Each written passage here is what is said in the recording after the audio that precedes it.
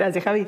Bueno, a ver, vos sos un economista, sos un académico, sos escritor, sos un polemista conocido mundialmente, pero ahora de pronto estalló el furor Milei porque diste lo que decimos en Argentina, un batacazo, ¿no? Una cosa impresionante. Te presentaste como candidato a diputado, un outsider completo, no tenías estructura política, no habías hecho política, te presentaste y sacaste un porcentaje de votos enorme, que nadie pronosticaba. ¿Vos te lo esperabas?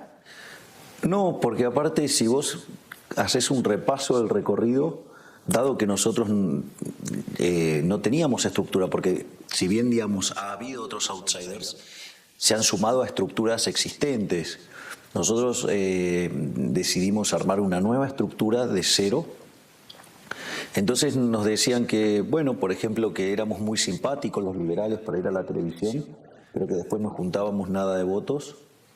De hecho, nos decían que ni siquiera nos íbamos a poder hacer frente al piso de las PASO, o sea, el 1,5%. Después, lo otro que nos dijeron es que íbamos a perder contra los votos en blanco. Después nos dijeron que no íbamos a poder pasar a la izquierda. Después dijeron que no había ninguna chance de que pudiéramos conseguir los votos para alcanzar una diputación nacional. Después nos dijeron que era prácticamente un milagro, o sea, un cisne negro, la posibilidad de que llegáramos a arañar las dos cifras, y terminamos teniendo 14% de los votos. Que para lo que es la elección general, cuando después se hace toda la limpieza, el número es un poquito más grande también. Así es que estamos verdaderamente sorprendidos. Ya hubiera sido muy bueno el número si este hubiera sido el número para noviembre, porque esto estaría implicando que estamos consiguiendo 2 bancas de diputados nacionales y además estaríamos peleando un quinto legislador porteño, lo cual sería toda una revolución, por decirlo en términos prácticos. ¿Y qué cambió en vos desde la noche en que supiste que tenías un 14% de los votos de Cava? Me generó mucha satisfacción y mucha alegría ver que el liberalismo es la segunda fuerza de la capital federal, porque había 2 expresiones del liberalismo. Había una expresión por fuera del sistema, por fuera de la casta, por fuera de los arreglos, y había una que había sido creada pura y exclusivamente para perjudicar a nuestra estructura. Y de hecho, digamos, esa estructura liberal dentro del oficialismo de la Ciudad Autónoma de Buenos Aires, aún con todo, digamos, el aparato, con la publicidad, con dinero y demás, sacaron menos votos que nosotros. O sea, con lo cual eso... Pero al margen de esa situación, que ya digo, de por sí también es algo muy bueno, porque nosotros le pudimos ganar a la expresión sistémica, es decir, la versión casta, también es cierto que, digamos, algunos de sus miembros son distintos tipos de liberales, pero también son liberales. Y la realidad de esto significa que para los porteños el 25% adhieren a las ideas de la libertad, y eso es maravilloso. Es una noticia increíble si pensamos en otras elecciones, ¿no? Sí, y aparte, y ya después ahora empieza la idea esta, ok, bueno, podemos tener diferencias entre los liberales, pero si ahora vemos que la lista de Juntos por el Cambio, de los primeros lugares, 9 son socialistas, si además hay algunos que directamente, hay por ejemplo 5 que declaran abiertamente haber votado el kirchnerismo. Entonces, me parece que para los liberales lo mejor sería, digamos, ir por una opción verdaderamente liberal, porque aparte el único liberal que está en esa lista estaría ingresando aún con los votos propios de Vidal, y entonces se puede dar la situación de aglutinar en La Libertad Avanza, a ir por el segundo lugar, dejar tercero al kirchnerismo, con lo cual sería el inicio del fin del kirchnerismo, porque estaría perdiendo contra una estructura nueva. Y como si todo esto fuera poco, estaríamos dejando fuera de la Cámara de Diputados a alguien como Carlos Heller, que es comunista. Es decir, verdaderamente tenemos todos los incentivos, los liberales de bien, de ir con la lista de La Libertad Avanza, porque sería el inicio del fin del kirchnerismo. Dejaríamos afuera al comunista de Carlos Heller. Exacto. Y además, icónico del kirchnerismo. Claro, y además, digamos, el único liberal que está en la lista de Juntos por el Cambio estaría dentro. O sea, con lo cual hasta sería 5. Es todo beneficio. Suele pasar cuando surge una opción por fuera del bipartidismo. Nosotros venimos, Argentina viene con un bipartidismo hace muchísimo tiempo que se alterna en el poder y que tiene acuerdos, por lo menos acuerdos parlamentarios obvios que se plasman en haber votado muchas leyes en conjunto y haber aceptado, digamos, la forma en la que se gerencia el Estado de una manera en común. Pero suele pasar, no solo en Argentina, sino también pasa en España, que cuando surge algo nuevo, como fue el caso de Vox, rápidamente los políticos profesionales dicen esto no es voto útil, ellos apelan al voto útil, dicen bueno, esta nueva expresión es funcional a todo aquello que no sea yo. O sea, siempre uno u otro va a decir, si viene una tercera fuerza, rompe esta unidad de lo que podríamos hacer para sacar en este caso, al kirchnerismo del poder o en el caso de Vox, para sacar al PSOE del poder. Esto se reitera permanentemente, esto del voto útil, con esta idea medio hegeliana, ¿no? De amigo-enemigo. Bien, exacto. Y te quería complementar. Eso es Hegel puro, porque en realidad es lo que se llama el polilogismo. Entonces es como que yo te diga, bueno, vos sos hincha del Barcelona. Entonces me decís, no. Entonces yo del Madrid. No, bueno, puedo ser de otro, qué sé yo. O sea, bueno, esto sería exactamente igual. O sea, la realidad es que primero que es fascista, es una terminología usada por los comunistas, por los fascistas, por, digamos, los socialistas de distinto pelaje y obviamente hasta por los nazis. O sea, con lo cual, lo primero que tendrían que revisar es la base de la estructura analítica que están desarrollando, porque es la idea del amigo-enemigo, justamente es para generar un equilibrio bipolar y que se benefician los que están adentro. O sea, obviamente que los que quedan afuera son los outsiders. Evidentemente, ¿qué es lo que pasa? Cuando vos tenés un acuerdo de casta, los que se pierden siempre son los que no se sientan en la mesa. Y por eso, digamos, es que se defienden tantos. O sea, si vos te fijas, una de las cosas maravillosas que pasó en nuestra campaña fue que después del acto de Plaza Holanda, donde nosotros habíamos convocado a todos los medios y no fue ninguno, es decir, mirá, digamos, cómo se trató de ocultar el evento. Claro, ¿qué pasó? Los jóvenes, con sus videos, ¿sí?, desde sus redes sociales, empezaron a subir los videos. Y entonces se dieron cuenta que no podían tapar el sol con la mano. La cantidad de gente era abrumadora. Exacto. Entonces, ¿qué es lo que pasa? En ese contexto, que se da esa situación, todos quedaron en offside.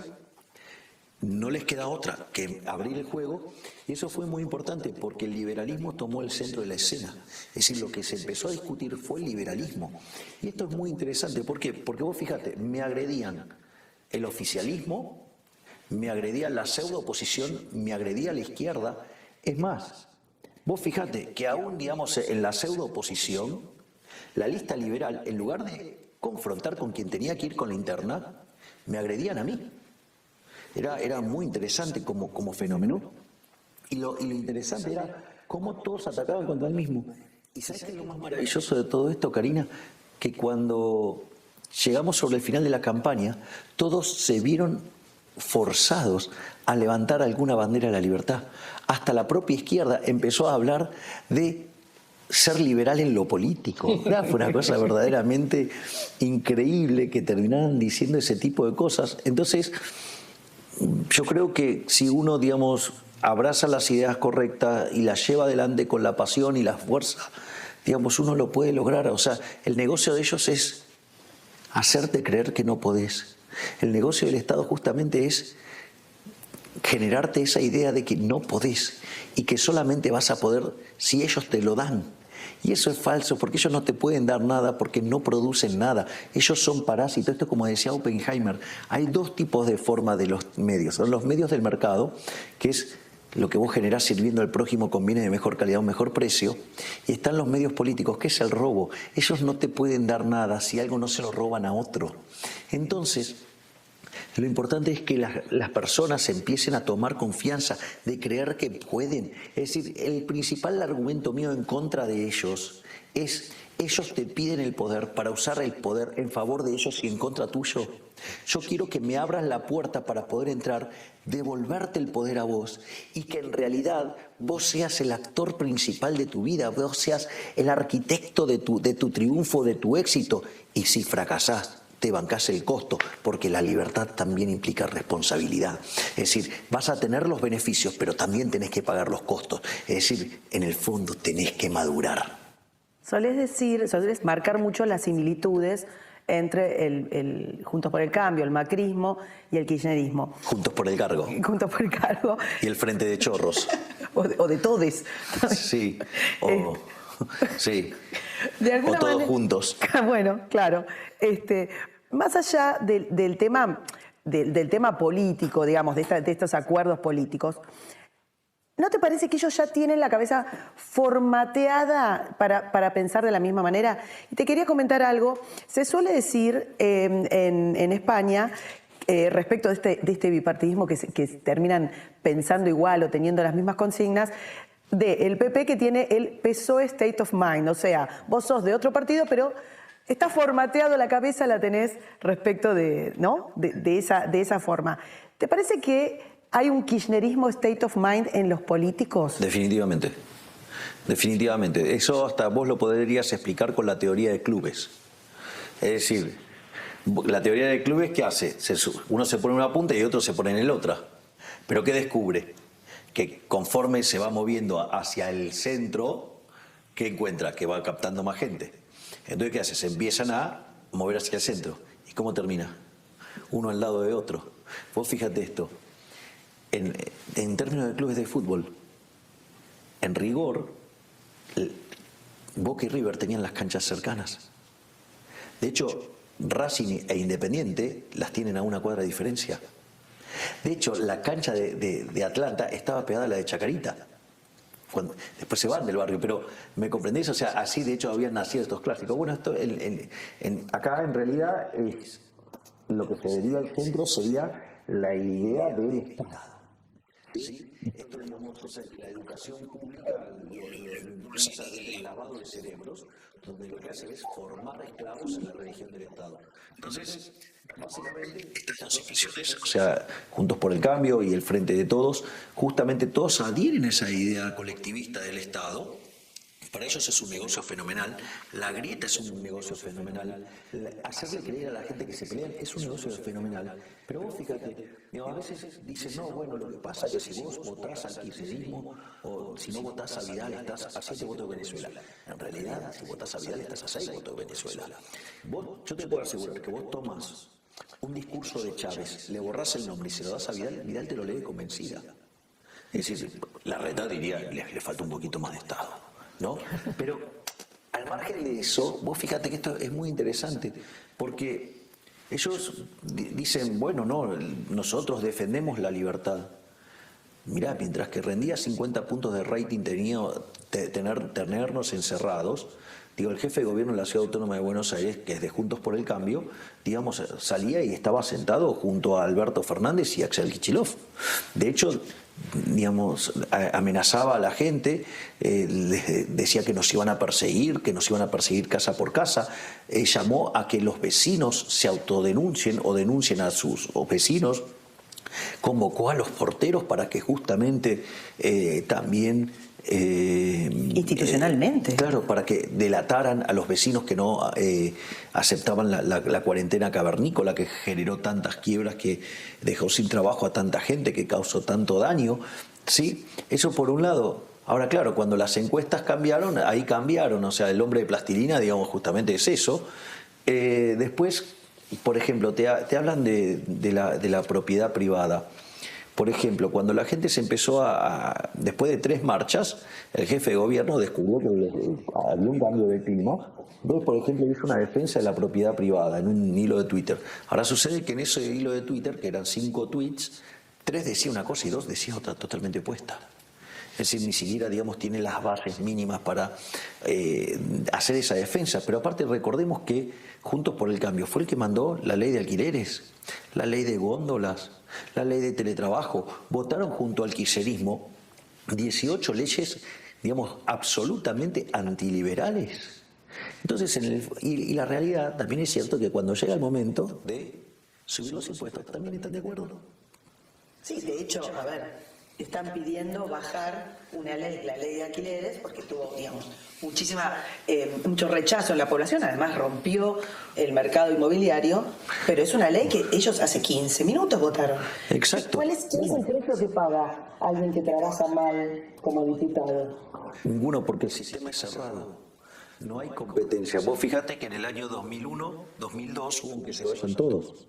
Y sin embargo están los mismos y ahora están con los familiares, con sus amantes, con la familia de sus amantes, con el cirujano plástico, digamos, hasta el peluquero y qué sé yo.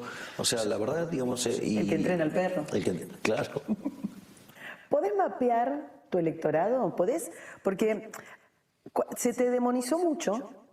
Y entonces era, bueno, los liberales son... Digo, me demonizan utilizando dinero del Estado, ¿no? Sí, partamos de la base, por supuesto. No, digo, o sea, el jefe de gobierno de la Ciudad Autónoma de Buenos Aires utiliza lo que nos cobra de impuestos para pagar a medios de comunicación para agredir a las expresiones que no deciden entrar en su nefasto juego. Pero te quería consultar. Esta demonización hizo que se supusiera que tu electorado era... primero púberes o que no votaban o que eran solamente varones, como si esto fuera un pecado, digamos, o que eran solamente los jóvenes o que era una expresión de gente de mucho dinero, digamos, ese tipo de cosas. Cuando se va a ver la gente que te votó, tenés una incidencia muy fuerte en barrios populares, en jóvenes y también en gente grande, en la gente trabajadora, en los comerciantes. Y incluso hay mucha gente que quería votarte y que era de otro distrito, digamos, pero gente que quería votarte, que te vienen a ver a las plazas y que no son del distrito, o sea que es más ver el fenómeno Milei. ¿Vos rastrear quién pensás vos que es tu electorado? ¿Es un electorado liberal? ¿Es un electorado que se cansó de la casta? Bueno, como parte de la respuesta de la casta es decir, no existe, es fotobronca. Ahora, es interesante esto porque nosotros que venimos desde hace años en esta batalla cultural, si no es que nosotros llegamos acá de un día para el otro. Es decir, esto es el resultado de una batalla cultural donde el hecho de que uno de mis competidores, el primer candidato a diputado nacional por el Frente de Todos, que es asesor en medios del presidente Alberto Fernández, iba por los medios pidiendo mi censura. Entonces a mí me dije, pará, me parece que acá la cosa se está poniendo complicada. Es decir, el totalitarismo de los K, digamos, estaba... Y a la pseudo oposición le venía bastante cómodo, en especial al área de las palomas. Digamos que también trabajan en esa misma línea de perseguir a los opositores. Kirchnerismo State of Mind. Exactamente, eso es lo que estoy describiendo. Entonces... Vos le pusiste el título, yo le estoy poniendo carne, claro. El contenido, exactamente. Entonces, lo que nosotros, ¿cómo fuimos visualizando esto? Está claro que nosotros teníamos un muy fuerte impacto en los jóvenes. Eso es perfectamente entendible. ¿Por qué? Porque en general, digamos, los jóvenes suelen ser rebeldes contra el status quo. Hoy el status quo es de izquierda. Recita izquierda, es socialismo. Es decir, será más cool, de buenos modales, lo que vos quieras, pero es de izquierda. Es decir, agarrá, digamos, o sea, el manifiesto comunista y todos adhieren a las cosas que dice el manifiesto comunista. Entonces, en ese contexto, lo que vos tenés es que naturalmente la rebelión es liberal. Ese es el primer punto. El segundo punto es que los jóvenes llevan menos tiempo expuestos a la máquina de lavar cerebros que la educación pública, independientemente sea de gestión privada o de gestión estatal. Por lo tanto, o sea, son más fértiles frente a escuchar nuevas ideas. Ahora, la realidad es que si solamente hubieran sido los jóvenes, no hubiéramos llegado a ese número ni de casualidad. Y eso nosotros lo empezamos a ver con las distintas caminatas. Pensá que ningún político en Argentina, digamos, o sea, los políticos profesionales pueden pisar la calle sin un ejército. Y nosotros vamos y caminamos barrio por barrio. Y eso está volcado en los distintos videos de las distintas caminatas, que son verdaderamente muy hermosos. Y lo que nosotros empezamos a ver en las distintas caminatas es que se estaba ampliando la base. Nosotros veíamos se está ampliando la base, o sea, nosotros estábamos viendo que algo pasaba. Y otra cosa que a mí tampoco me sorprendió en lo más mínimo era que la mayor adhesión la íbamos a tener en los barrios más postergados, porque además yo percibía la agresividad hacia nosotros en los barrios de mayores ingresos, por decirlo de alguna manera, que son los que están más cooptados por el discurso de Juntos por el Cambio, donde ahí, digamos, han hecho un trabajo muy fuerte, o sea... de miedo, campaña de miedo. La campaña del miedo, sí, aparte, digamos, hay cosas que la gente tiene que saber, que por ejemplo tienen expertos en campaña negativa, en ensuciar a todo aquel que, digamos, le puede disputar una posición de poder, que después, por ejemplo, tienen herramientas de microtargeting. Entonces vos, por ejemplo, si hay algún elemento con el cual me pueden demonizar, a vos te va a llegar el videíto por WhatsApp. El macrismo durante su gestión, digamos, eso lo usaba de manera muy intensiva, ¿no? Es decir, te llegaban los audios de WhatsApp, esas cosas. O sea que toda una metodología para demonizar, para investigar y perseguir, digamos, a los que están, digamos, fuera del sistema. Y eso lo hacen además con recursos tomados de los impuestos. O sea que utilizan lo que te cobran de impuestos para perseguirte. Es una cosa verdaderamente muy perversa. O para demonizarte, o para estigmatizarte, o para crearte cosas falsas. De hecho, digamos, estos días, denuncié que estaban armando una situación en la cual me querían plantar droga en mi auto. Entonces después te acusan, digamos, que es funcional a la estrategia que quieren mostrar como un loquito drogadicto. O sea, es un loquito porque es un drogadicto y entonces no lo votes porque es malo, ¿sí? Pero bueno, o sea... La verdad que me pareció que yo no les podía dar esa ventaja, porque después, o sea, tenés que salir a explicar lo que no sos. Así que preferí directamente tomar la iniciativa y dejar en claro, digamos, el tipo de persecuciones a la que estoy siendo sometido, digamos, por todo el arco político. O sea, no solo por... digamos, la pseudo oposición, sino también por el oficialismo. El oficialismo, con un montón de falacias y demás, me enrostra un trabajo que hice hace 27 años, ¿sí? O 28 años. ¿Cómo consiguió la información? Digo, porque lo hace, esa información la consiguió gente que no labura. O sea, quiere decir que está utilizando los recursos públicos para perseguir a ciudadanos. Es grave, ¿eh? Es muy grave. Y la persona que hizo esto, digamos, es el primer candidato por el Frente de Todos, ya lo había hecho cuando fue el tema de los ATP. 10 días antes a que me escracharon. Un ATP viene a ser para España como un ERTE, como una especie de subsidio que se dio cuando se... Sí, pero en realidad ese subsidio se lo dio a la empresa, no a la persona. Exactamente. Y sin embargo... ¿Vos lo devolviste por otra parte? Bueno, esto es interesante. Sin embargo... Sí, el primer candidato a diputado por el Frente de Todos, 10 días antes salió a decir: no quiero ver a algún economista diciendo que la inflación es siempre y en todo un fenómeno monetario y que cobre un ATP. 10 días después aparece y explota la operación de ¿qué culpa tengo yo cómo se financia mi jefe? Digo, yo no tengo la culpa, o sea, yo trabajo en una empresa, ¿sí? Claro, lo que pasa es que este chico no sabe lo que genera riqueza, siempre fue un parásito del Estado. Entonces, ¿qué es lo que pasa? En ese contexto, ¿cuál es el punto? Digo, yo no tengo la decisión de cómo se financia, digamos, la empresa donde yo trabajo. Igual, aún así, yo fui a la empresa e hice el reclamo y pedí no cobrarlo. Y es más, yo dije que si no podía, o sea, que si la empresa no quería hacer eso, porque digo, estaba en todo su derecho de pedirlo, que entonces me bajaran el sueldo. Pero yo no quería la plata del Estado. Bueno, ahora, eso fue el año pasado.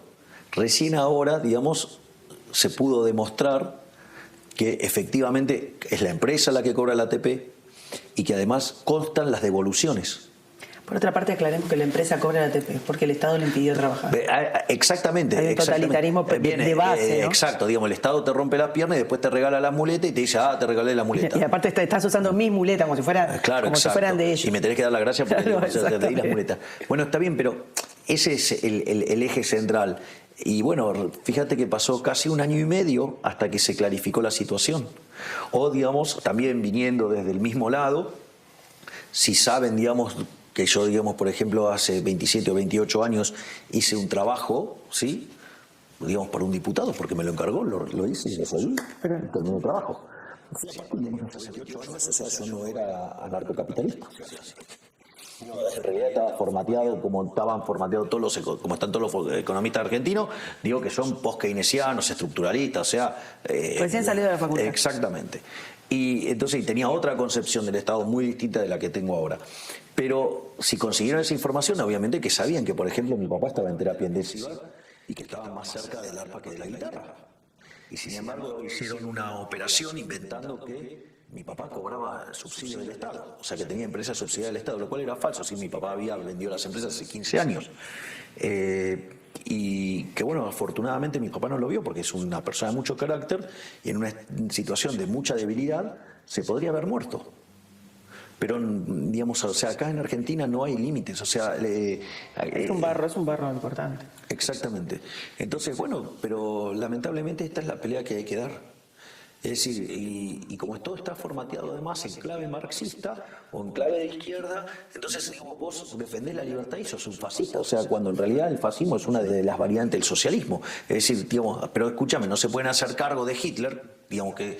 A ver, ¿qué liberal le pondría a su partido nacional socialista? Entonces ellos te dicen que en realidad lo crearon para hacer de manera conspirativa, para perjudicar las ideas socialistas. No. Fue colectivismo, como fue colectivismo, todas esas expresiones. Ahora que estamos hablando un poquito saliendo de Argentina, hay fenómenos paralelos que ocurren en la región. El caso de Chile es un caso particularmente, a mí me llama muchísimo la atención, pero tenemos las elecciones terribles de lo que pasó en Perú, lo que pasó en Bolivia, lo que posiblemente, si se confirman los pronósticos, pasa en Colombia. Hay como un revivir del socialismo argentino que en un momento pensamos que se había ido más atrás. Y ahí te quiero preguntar, ¿podemos pensar que ganó su desigualdad? Sí. Ellos ganaron.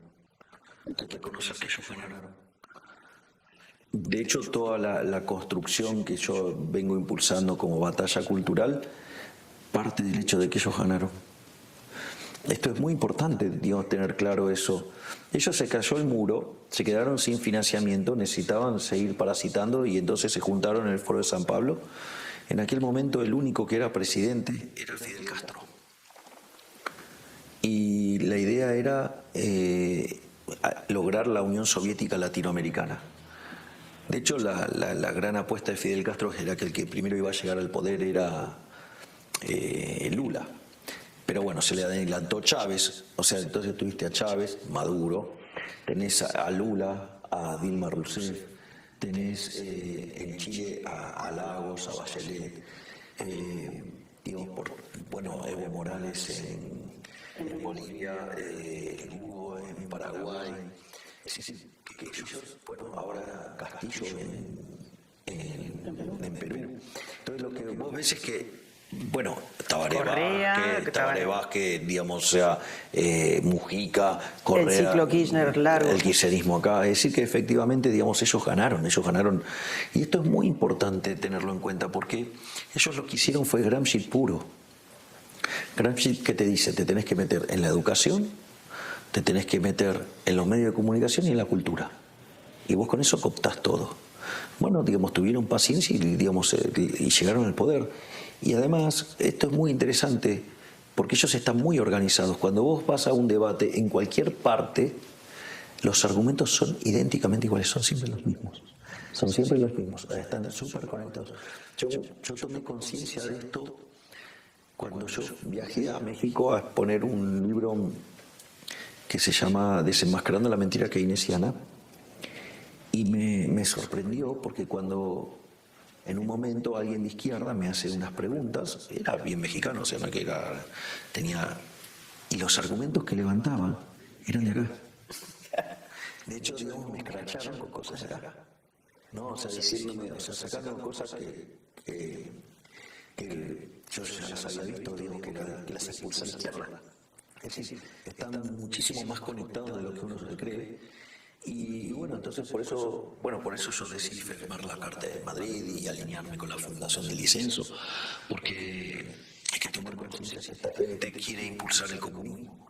Es decir, digamos, en realidad te van a decir el socialismo, mira, es la misma basura con distinto olor, porque en el fondo la diferencia es en el medio, digamos, cómo se logra, ¿no? Pero el objetivo final es el mismo.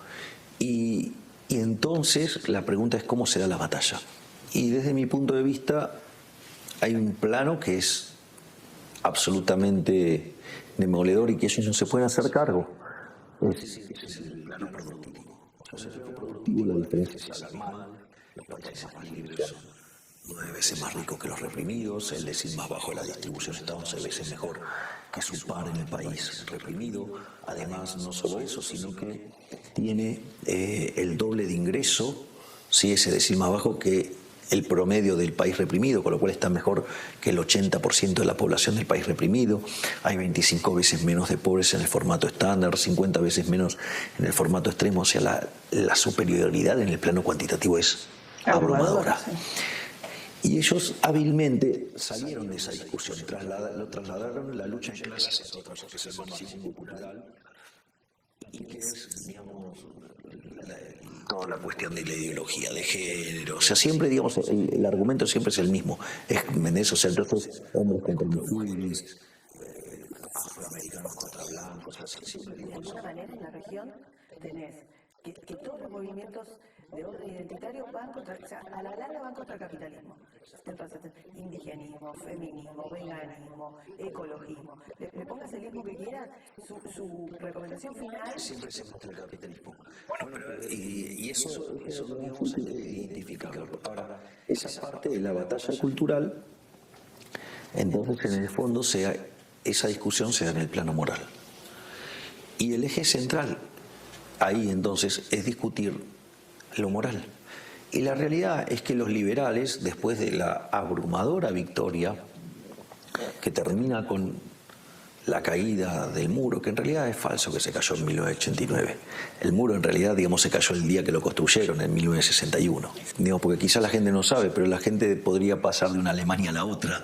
Sí, desde que se particionó Alemania, hubieron muchos años, nunca nadie cruzó para el otro lado, la gente salía... Exactamente, y por eso pusieron el muro. El gran fracaso. Exactamente, o sea que, digamos, ya se sabía que habían fracasado con la propia construcción del muro. Ahora, el punto es que ellos se arrogan una victoria en el plano moral. Y como la superioridad en el tema cuantitativo es tan grande, digamos, los liberales nunca dieron esa pelea. Entonces, en realidad la ganaron, no porque tuvieran mejores argumentos, sino porque nosotros nunca peleamos. Y entonces ahí a mí me pareció muy importante dar la batalla desde la cuestión moral. Y en realidad cuando vos empezás a hacer toda la discusión, en el anteúltimo lugar, o sea, ya casi cuando vos llegas al final, de que empezás a hacer la batalla argumental, llegas a un problema de teoría del valor.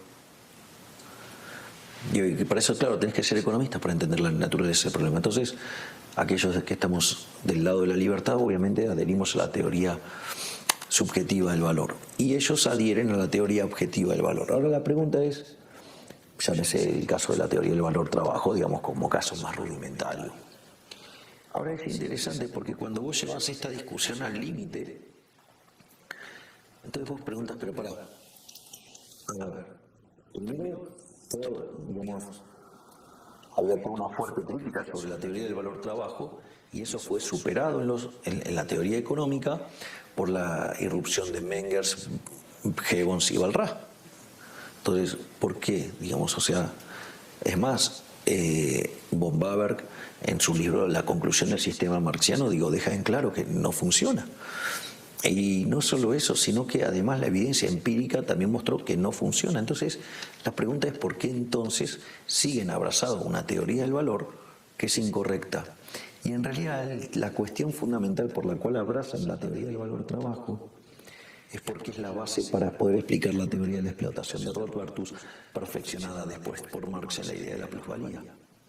Entonces, lo que vos tenés que todo el eje central no les importa la evidencia empírica, no les importa la construcción teórica, formal y la lógica, sino que lo único que les importa es la teoría de la explotación.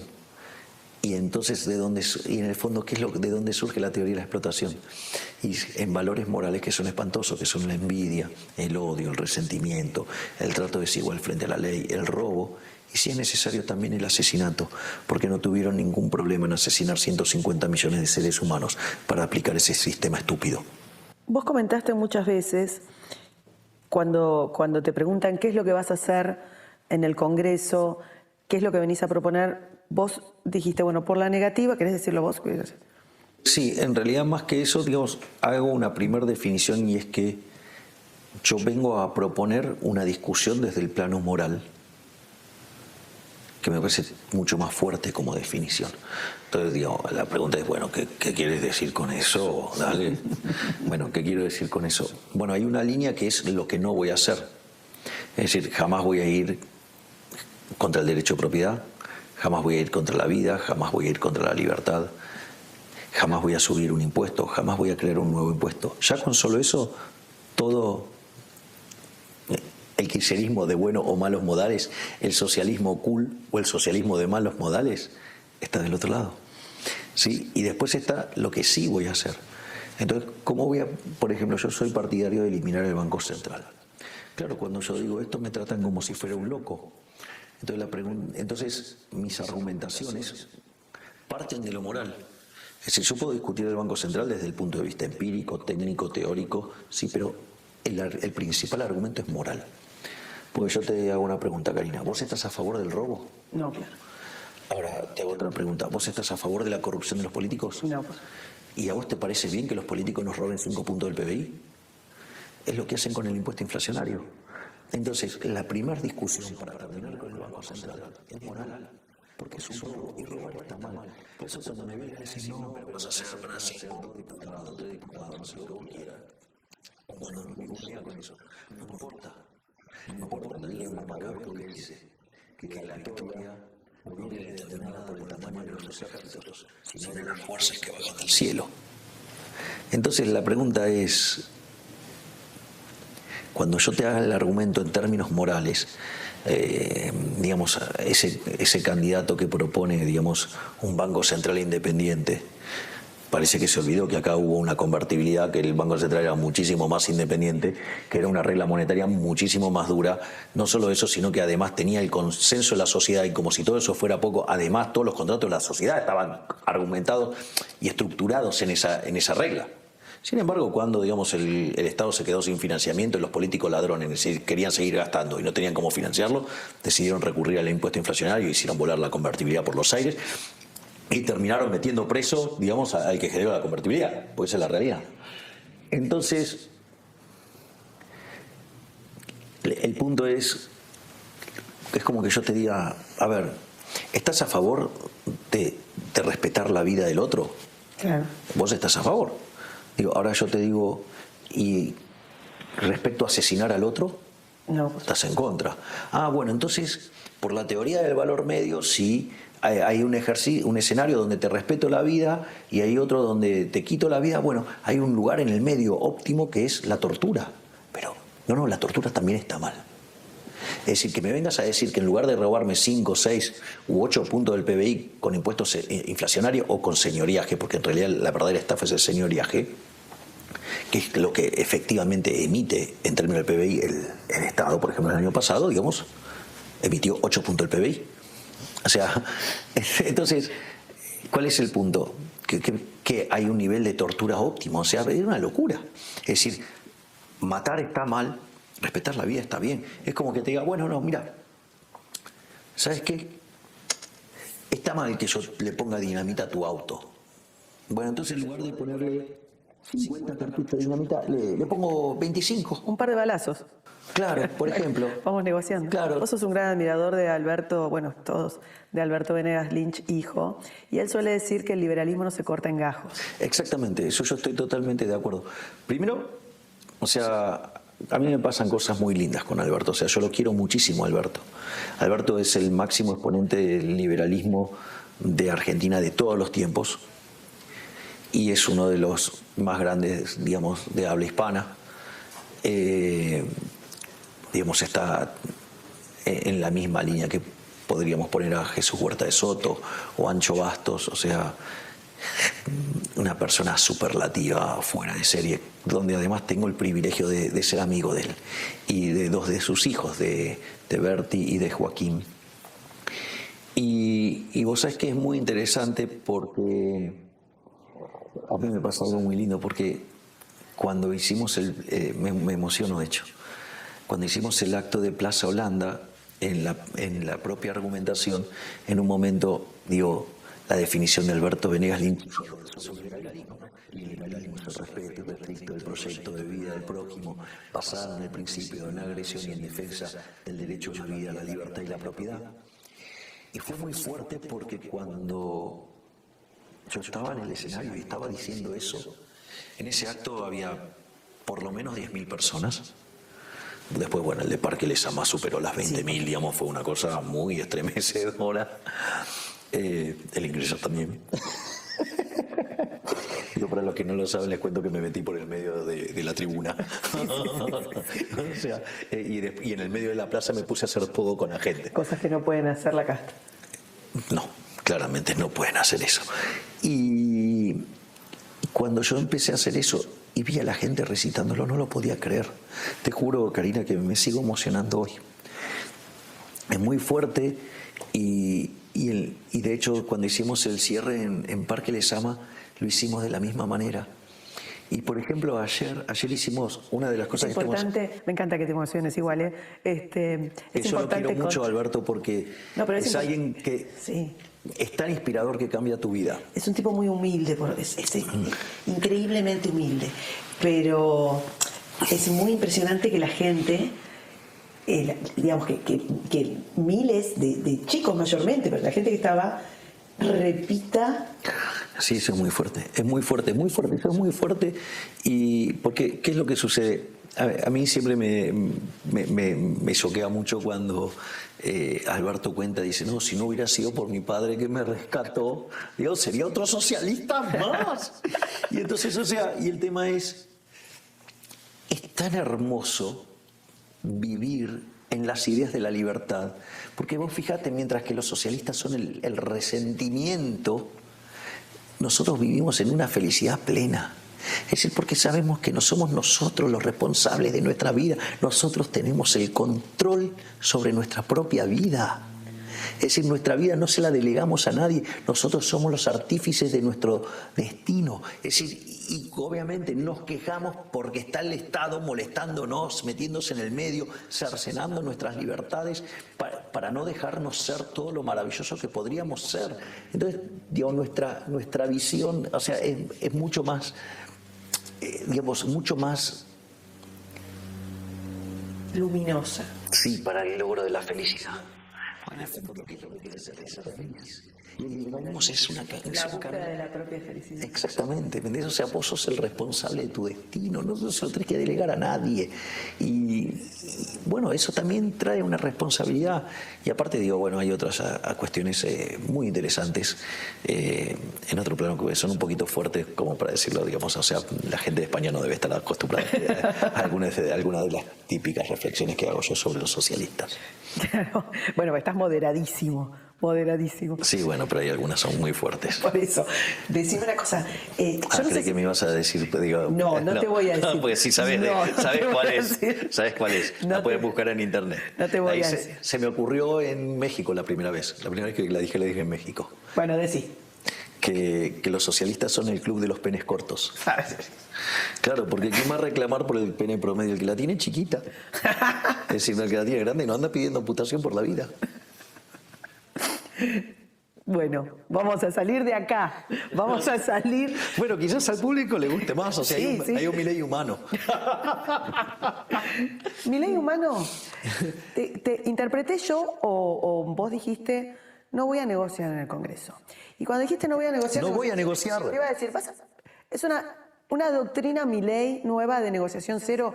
Y si esto es así, si no, decime no. Pero si esto es así, te van a decir mucho, bueno, vas a durar, no vas a durar nada. No me importa. Ahí está, eso quería preguntar. No me importa. Algo de no me importa. De la doctrina de negociación cero. Vos fíjate, yo te hice el planteo del Banco Central. Digamos, a la contraparte no dije que hace esto por mala persona o algo por el estilo. Digo, yo creo que, si vos te fijás, yo hice un perfeccionamiento de mi definición de casta.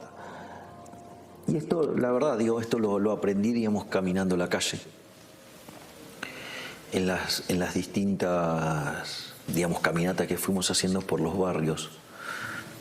Porque una de las cosas que yo me di cuenta es que se me acercaba mucha gente y me pedían cosas y todo. Y me manifestaban sus problemas, bueno, lo siguen haciendo. Entonces, ¿sabes lo que descubrí? Que si vos no tenés una buena base conceptual para enfrentar ese diálogo, puedes hacer cualquier cosa. Porque el poder del Estado es tan grande. Así como podrías estar haciendo cosas para transformar en positivo en el sentido de, ejemplo, desarmarlo. Claro, porque vos entendés que fue una solución tecnológica para un determinado momento del tiempo y hoy podría ser muchísimo menor. Y que en dinámica, digamos, también podría desaparecer. Ahora, el punto es que si vos no tenés una buena base, podés hacer cualquier cosa.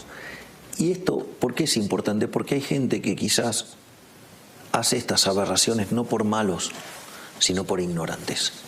Entonces, no sé cuánto de eso vos podrías decirle, vos sos casta. En realidad, no es por malas intenciones, por ignorantes. Ese es el primer punto. Ahora, el otro punto, digamos, que a mí me parece no menor, es que hay otros que, por ejemplo, algunos saben que no funciona y sin embargo lo hacen. Y hay otros que además lo aplicaron y fallaron y sin embargo lo hacen. Esos sí son casta. ¿Por qué? Porque esos en realidad no les importa el daño que van a causar. Lo único que les importa es seguir beneficiándose de unas remuneraciones que ellos no podrían validar a mercado. Eso sí es la casta, eso sí son los parásitos, eso sí son los inútiles, eso sí son nuestros enemigos. Y en ese sentido yo tengo mucha confianza porque no necesariamente todos son casta. Algunos son poco informados o gente con buenas intenciones pero con la formación incorrecta. En ese sentido, entendiendo a lo Popper, sí que el conocimiento es provisorio también, ¿no? O sea, que también tenemos cosas para aprender en el medio. Ahora, ¿qué es lo interesante? Lo interesante es que vos, cuando yo te hago el planteo del Banco Central, vos no tenés dudas sobre si robar está bien o está mal. No, claro. Entonces, ¿cómo voy a negociar? Si yo, digamos, voy a llevar la discusión al límite moral. ¿Cómo voy a negociar? ¿Está mal? Eso no. O sea, a ver, la pregunta es, ¿está bien robar? No, entonces ¿cómo voy a negociar si está mal robar? Por eso es como... ¿Está bien matar? No, ¿cómo voy a negociar matar entonces? O sea, no puedo negociar. ¿Y qué es lo interesante? Que cuando saquen proyectos que son fuertemente inmorales, los voy a denunciar públicamente. ¿Entendés? Entonces saldré del Congreso, haré una conferencia de prensa y voy a denunciar a cada uno de los inmorales que votaron esos proyectos inmorales. Durante la crisis del COVID hubo un avance del Estado, yo creo que como nunca, porque ya el Estado venía avanzando, ¿no? en sus modelos, Estado presente, Estado de bienestar, socialdemocracia, una injerencia que ya venía de base, y durante la crisis del COVID, el Estado en el mundo, gobiernos más liberales, más socialistas, avanzó de una manera muy violenta. Muy violenta durante mucho tiempo, yo creo que impensado. Si nos decían, pero en un sueño, en una pesadilla enorme, ni nos imaginábamos lo que íbamos a vivir. Y de alguna manera, los contrapesos de las democracias liberales, o lo que nosotros pensábamos que eran los contrapesos de las democracias liberales, o no funcionaron, están oxidados, o no existieron. Y ahora, pasada la primera alarma que podía generar, viste, es la locura, digamos, de los primeros meses del 2020, tenemos un montón de nuevas manifestaciones que avanzan aún más, porque están trabajando sobre... La izquierda no descansa nunca. Nunca. Nunca. A ver, Karina, digamos, más allá, digamos, después de que uno pueda discutir el tema de lo que pasó en el año pasado, todo, la izquierda no descansa nunca. Trabaja 24/7, siempre, y en todos... Hay que reconocerle. Los lugares del mundo. Es decir, es verdaderamente admirable. Lo que a mí me sorprende es la displicencia con la que hemos visto los defensores de la libertad. Es decir, digo que es Popper, la paradoja de la intolerancia. O sea, uno puede ser tolerante con el intolerante. Digamos, ¿me entendés? O sea, ahora vos fíjate, viene alguien, te pone una pistola en la cabeza, si yo voy y le rompo el brazo, viene, digamos, o sea, los buenistas, los campeones de los buenos modales, y se quejan a contarte la infancia de que yo le rompí el brazo al tipo que te iba a matar. Claro. Entonces vos decís, pero pará, digo, porque, bueno, digo, me pasó a mí, digamos, o sea, yo estaba denunciando las maniobras del jefe de gobierno de la Ciudad Autónoma de Buenos Aires de usar recursos públicos para perseguir a opositores, y en realidad hicieron foco sobre mis formas y no sobre lo aberrante de lo que estaba discutiendo. O sea, es una cosa de loco. Es decir, en términos de gravedad, es infinitamente más grave que el jefe de gobierno de la ciudad utilice los recursos públicos para perseguir opositores, porque de última, mis modos es un problema mío. ¿O acaso también tenemos una policía de los modos? Digo, no, vos tenés que hablar de esta manera, pero estamos todos locos. De última no me escuchás, se acabó, y aparte lo hice en una red social. O sea, yo en mi Instagram no puedo hablar como a mí se me da la gana. Es una locura, digo, es una locura verdaderamente. Y en ese sentido, perdóname, te vuelvo, porque es parte de las propuestas, tanto del gobierno, del gobierno nacional como del gobierno de la ciudad, una vacunación, por ejemplo, a niños que no corren riesgos, una vacunación que no está ni remotamente aprobada, ni siquiera se sabe, los niños con barbijos en las escuelas durante horas cuando no tienen, digamos, que cuando es todo, no tienen beneficio para ellos, al contrario, es un perjuicio para su salud mental y física. La idea de la vacunación obligatoria, de los pasaportes COVID. O sea, es muy socialista lo de el barbijo, ¿no? Para mí sí. ¿Qué te parece a vos? Porque en el fondo te igualan las caras, te quita identidad, te uniforma, que es lo que ellos quieren. Y no deja de ser una mordaza. Exactamente. Entonces, digo, pero de vuelta, a ver, cuando van el tema de la vacunación, la realidad es que si en todos los lugares del mundo están los laboratorios pidiendo cláusulas de indemnidad, es porque todavía no hay suficiente evidencia empírica.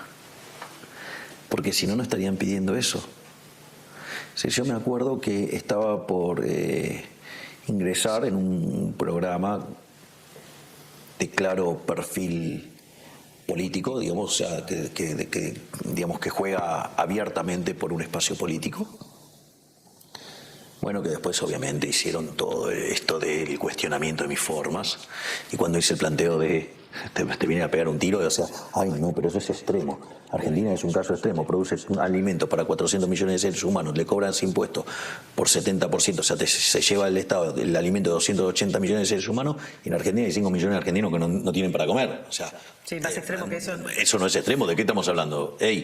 Pero digamos, al margen de eso, digamos, es interesante porque estábamos afuera y entonces estaba hablando con un psiquiatra y entonces me dice, ¿te diste la vacuna?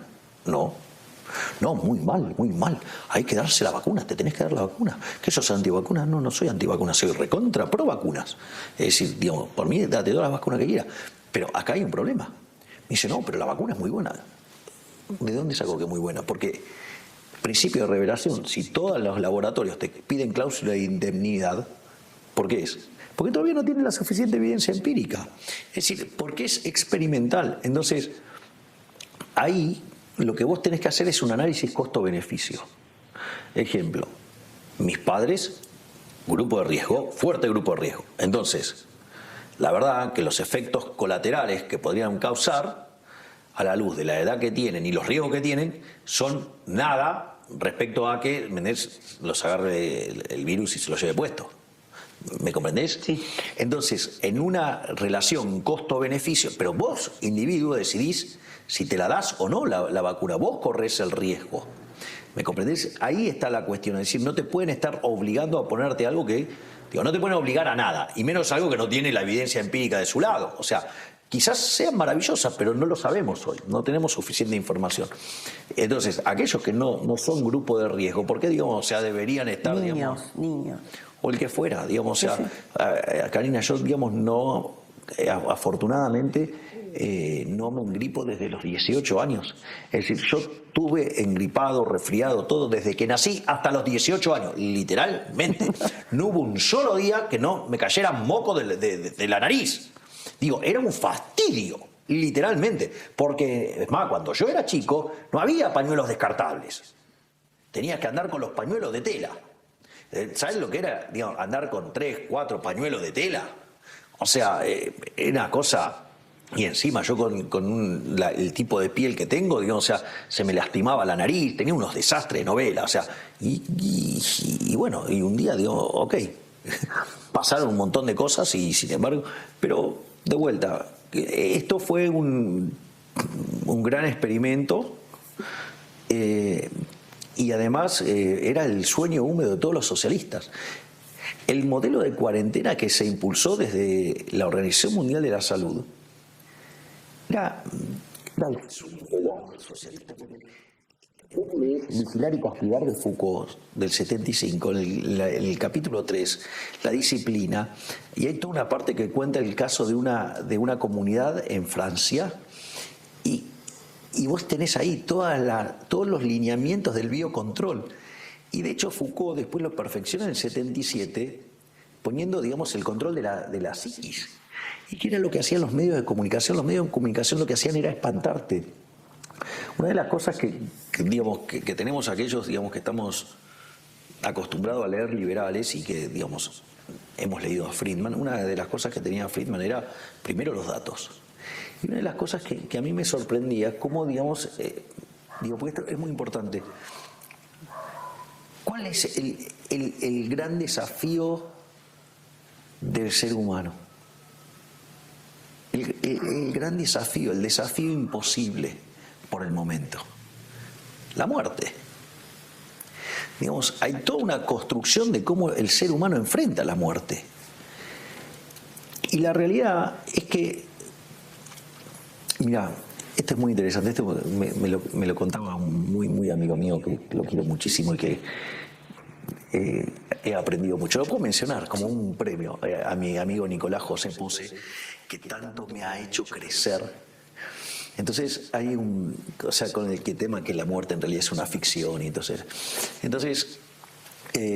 había algo así como un monje o algo por el estilo, entonces explicaba que en realidad la muerte era una ficción, ¿no? Y entonces muere el hijo. Entonces estaba llorando, entonces va uno de sus discípulos y dice: maestro, pero usted dijo que esta es una ficción. Sí, es una ficción, pero es la más dolorosa de todas.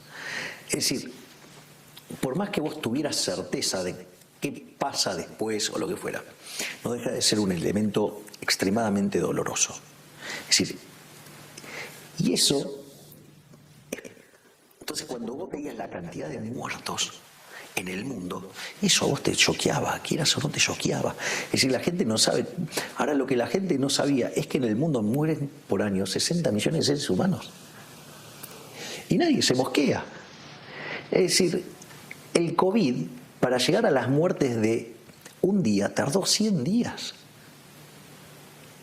¿Me comprendés?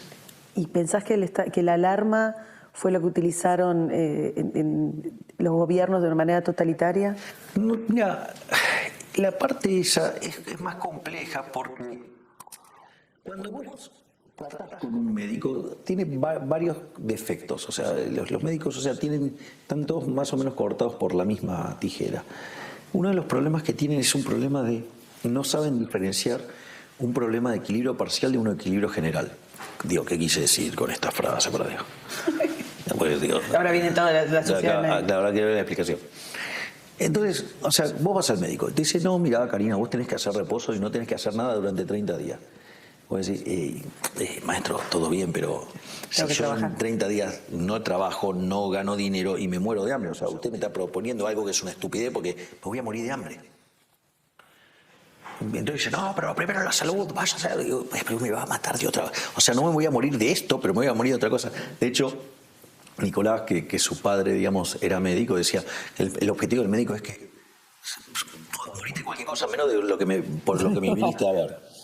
O sea, era un chiste, digo, o sea, sobreexagerando esa cosa. Entonces, ahora suponete que vos tenés una red de contención como para justamente poder vivir, ya sea porque tenés tus ahorros, o porque te ayudan tus amigos, o porque te ayudan, digamos, o sea, tus parientes o quien sea, pero te dan una contención. Ahora, ¿cuál es el problema? Que vos en equilibrio parcial lo podés llegar a resolver. Es un despiole, pero lo podés resolver. Ahora, ¿qué pasa si lo haces todos juntos a la vez? No podés. De hecho, las cuarentenas eran absolutamente cavernícolas. O sea, el hombre que vivía en las cavernas, ¿sabes que afuera había unos bichos que eran recontra peligrosos? Pero si se quedaba dentro de la caverna, no comía y se moría. Así que digo, no le quedaba otra que salir y tomar el riesgo. Después, entonces digo, esa falta de criterio. Después tienen lo que se llama un problema de orden de magnitudes. La realidad, lo primero que deberías haber hecho es poner, esta gente amenazó con que esto era por lo menos tan grave como la peste española. Ahora, la peste española, mató 2% del planeta, pero en 4 años, sí, y se dio una situación muy especial. Es decir, pero ellos te dijeron que por lo menos entonces iban a morir solamente de coronavirus 160 millones de seres humanos. O sea que el año pasado, según la Organización Mundial de la Salud, deberían haber muerto por lo menos 220 millones de seres humanos. Es más, yo me acuerdo ver un canal de noticias que decía que en realidad esto iba a ser el triple de la peste española. O sea que no estaban hablando de 160 millones, ahora estaban hablando de 480 millones de seres humanos muertos. O sea, cuando vos ponías los números, decías, pero loco, no te dan los números, o sea, no te dan las cuentas. Y yo no niego el virus, pero tenemos un problema de orden de magnitudes. O sea, el error de la Organización Mundial de Salud, si yo le creo los números, que no hayan sido inflados, o sea, le pifió por 99%. Para cerrar, Javier, venimos hablando de una sociedad infantilizada, de una sociedad que en el mundo y en Argentina, en algunos espacios va despertando de a poco, con outsiders, con expresiones que vienen por fuera del sistema, a romper un poco el statu quo, de unas maneras que el statu quo, que el sistema no se esperaba, o sea, que genera fuertes rechazos. Y vos, desde que empezaste tu campaña, estás diciendo, no vengo a hablarle, a ver, vos lo decís, yo voy a decir lo que mi interpretación, está diciendo, no vengo a hablar para que se queden dormidos, vengo a hablar para que despierten. Sí, la reflexión me surgió, yo la hice con eso el cierre en Plaza Holanda, que fue cuando arrancamos con la campaña. Y la frase surgió en una entrevista que me estaban haciendo y entonces me dice el periodista, ¿pero para qué se mete? Y le dije, mire, entonces me hablaba de cómo estaba la gente, lo que pensaba. Dije, mire, yo no me metí acá, para guiar corderos, yo me metí acá para despertar leones. Y cuando cerramos ese discurso,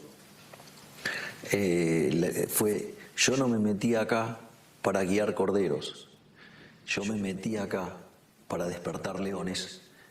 Quiero escucharlos rugir, viva la libertad, carajo. Y cuando hicimos el cierre de campaña en Parque Centenario, con la cantidad de gente que fue, y sigo disfrutando como metí por el medio de la gente, con todos los problemas que eso genera, y festejé mucho hacer poco en el medio de la gente. Arrancamos, en Lezama. Claro, en Parque Lezama. El inicio es, hace un mes, yo vine y le dije que me metí acá para... Eres uno que venía acá para despertar leones y que quería escucharlos rugir. Y le digo, y vaya que rugieron fuerte, porque toda la casta está cagada. Y la verdad es que el rugir se escucha cada vez más fuerte, es decir, cada vez es más gente la que despierta, cada vez más gente entiende que el Estado no es la solución, que el Estado es el problema, y cada vez veo más gente con ganas de hacerse cargo de su propia vida, es decir, de buscar la felicidad, y eso es hermoso, y la verdad que como la gente me lo devuelve en manifestaciones de afecto es maravilloso. Y ahora encima estamos haciendo las clases y la gente viene. Por ejemplo, la de ayer fue maravillosa porque cuando terminé de dar la clase de inflación, dije, bueno, entonces ahora que está claro que los políticos ladrones no nos van a poder engañar más, que no nos jodan más con todas esas explicaciones esotéricas que no tienen ningún sentido. Y que cerráramos el acto con la frase de Milton Friedman y todos me devolvieron: la inflación es siempre y en todo lugar un fenómeno monetario. La verdad que la satisfacción que tengo con los actos es maravillosa. Y bueno, y en Parque Lezama, además cuando hicimos el cierre de campaña antes de las PASO, fue muy emocionante porque todos recitamos juntos, digamos, la definición del liberalismo de Alberto Venegas Linchijo. Así que la verdad que entre el susto que le estoy haciendo pegar a la casta política y las manifestaciones de afecto que me regala la gente, la verdad que, digamos, a pesar de todo el barro y inmundicia asquerosa que es la política, yo creí que era sucia. Bueno, descubrí que es muchísimo peor y que algunos personajes que garpan en todos los medios para tener buena imagen positiva son 10.000 veces peor que los más malos. Es decir, acá, digamos, o sea, los que parecen buenos son más malos que los malos. Y eso que los malos acá son malos de verdad. Y ¿sabes qué? A pesar de todo eso, me estoy dando cuenta que vale la pena. Así es que, bueno, digamos, estoy acompañado en esta batalla por la libertad con un número cada vez más grande de leones y que cada vez, además, o sea, rugen más fuerte. Que rugen más fuerte y con melenas cada vez más tupidas. Así que la verdad que estoy muy feliz. Obviamente que todo esto tampoco podría hacerlo con el equipo que me acompaña y sobre todo, digamos, con el jefe. ¿Sí? Digamos, con mi hermana Karina, digamos, que yo digo que es Moisés. Porque viste que Moisés era un excelente líder, pero tenía problemas de comunicación. Entonces el uno le mandó a Aarón para que tradujera, por decirlo de alguna manera. Así que yo, digamos, me siento como Aarón, pero, digamos, quien verdaderamente, digo, es el soporte de todo esto es Moisés, o sea, mi hermana. La familia. Mi hermana. Y mis hijitos de 4 patas. Sí, o sea, de mandamos. Conan, Murray, Milton, Robert y Lucas. Gracias, Javier. Muchas gracias. Un placer. Gracias.